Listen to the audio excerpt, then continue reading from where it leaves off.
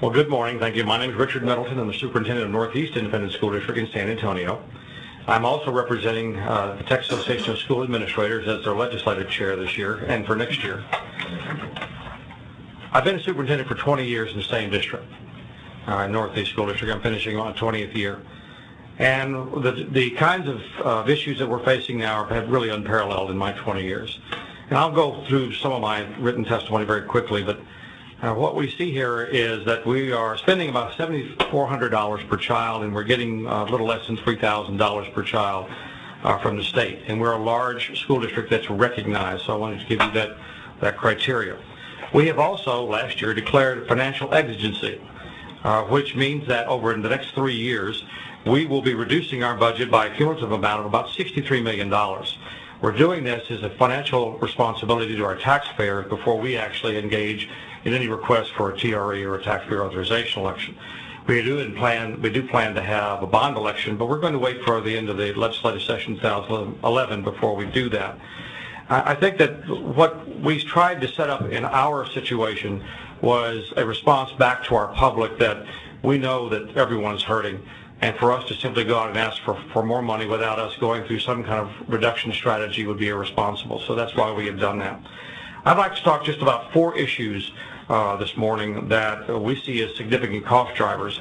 You noticed inflation there. Well, you will kind of wonder why in the world would you talk about high inflation now? And it's not really what is happening now, but what has happened over 2000 to 2009. Our total revenue has increased 26%, or $1,608 per child, which is a sizable amount. But when you deal with that and adjust it for inflation, it's down almost 13%. We have also seen a significant rise in utility cost. We've gone from $36 per student to $197 per student, almost a 22% increase since 2004 to 2009. What we would ask for here is consideration. State-funded universities enjoy a 20% discount on utilities. And why treat us differently because we're public schools when we can rely more on state funding to compare to state universities that can charge tuition and adjust costs as expenses increase. And I would hope that you would consider then that we would have the same kind of discount as universities do. Sorry, Richard, I don't mean to interrupt you, but why hasn't this been done before? I don't know. I mean, that doesn't make any sense. We would enjoy working with you in the next session on that. Absolutely. I mean, that's a almost, what do they say? That's a no-brainer. Okay, thank you. And I would appreciate it, and thank you for that support. Also, looking at the grid, and in our district, for example, our city, we enjoy the City Public Service CPS, which has very good rates, but getting more and more competition, buying electricity and power off the grid is going to be something that everyone needs to do and look at. And while there's no real recommendation there, at this point, let's be creative about that. Our transportation costs of 11% over the last 5 years, even though the transportation formula has not changed since 1984 to reflect these costs. In fact, we've actually gone down by about 4%. We'd recommend looking at a state consortium for school districts, which includes state vehicles as well. And the buying power of a statewide program should drive not only cost but fuel costs down as well. Well, enrollment growth. Let's take Northeast School District. Enrollment growth is a cost driver. About 70% of our property value is residential in our district, and our district continues to grow. For example, last year we grew about 2,000 students. Homeowners buy homes in Northeast because our programs and academic success, and therefore our values go up. Since 2005, Northeast has opened 4 new elementary schools, 2 new middle schools, and a new high school, and we open 2 more elementary schools next year and 2 more in 2012. These new schools increase the district's fixed costs by some $11.8 million. We know that quality schools help drive appraisal growth, and our schools should benefit from the growth to offset the cost of additional students. And for example, the whole issue now of having our revenue frozen is an issue that's very difficult for our taxpayers to understand. So the target revenue system goes in.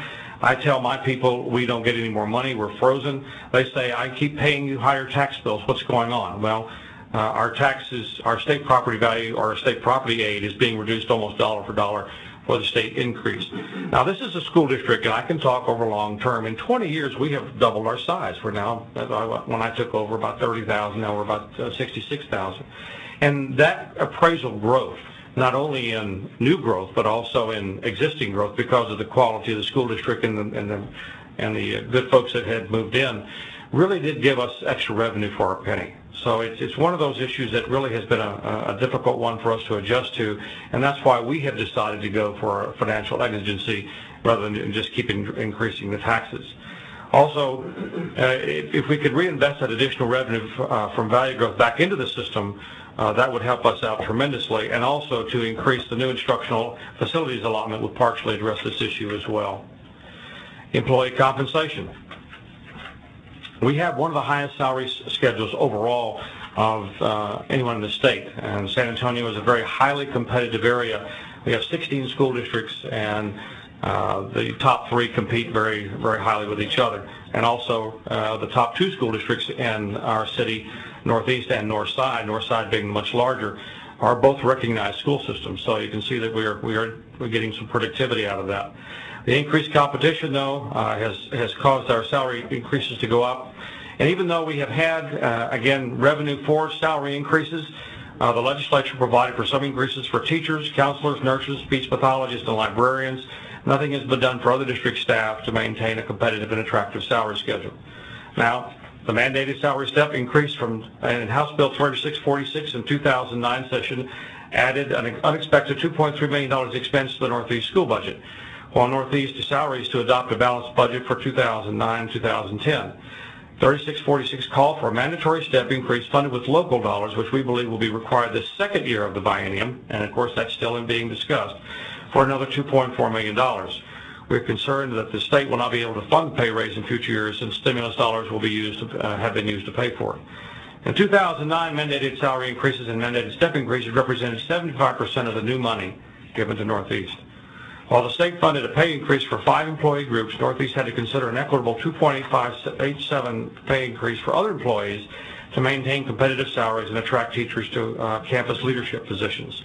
This represented another $3.5 million expense for Northeast. The unanticipated consequence for funding only certain groups, compression of pay scales. If we don't increase assistant principals and principal salaries, we cannot recruit these positions, and so these districts come out of local funds. We've also looked at our energy consumption practices and also with energy efficiency, as well as what we can call green practices. The startup cost to convert buildings to more energy efficient is prohibitive for many districts. The long-term benefits are very tangible. Northeast is a local leader in incorporating energy efficient measures into remodeling and new construction efforts. And we track our usage per square foot for all our facilities and report energy savings monthly.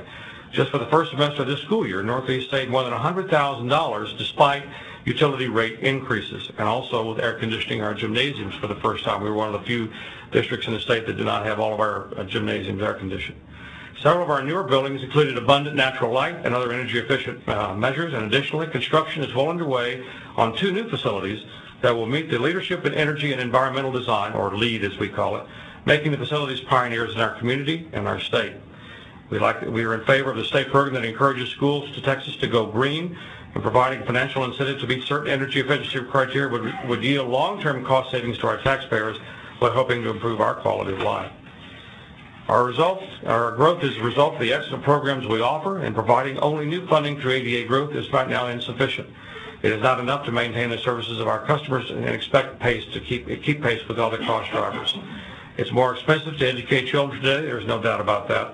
And as we grow in Texas, 56% of our students are on free and reduced lunch, with 0.5% growth each year, and Northeast has seen that number grow to 43% in our district, as well as the population growth and the Texas English language learner growth. I appreciate the opportunity to talk in front of you today. These are ideas. These are some of the issues that we face. I understand, too, that many of the decisions that we have made are by our local school board, and these costs are borne by our school board, are not a function as much as state mandates, but they are a reflection on our commitment to being a very highly performing school district. Thank you.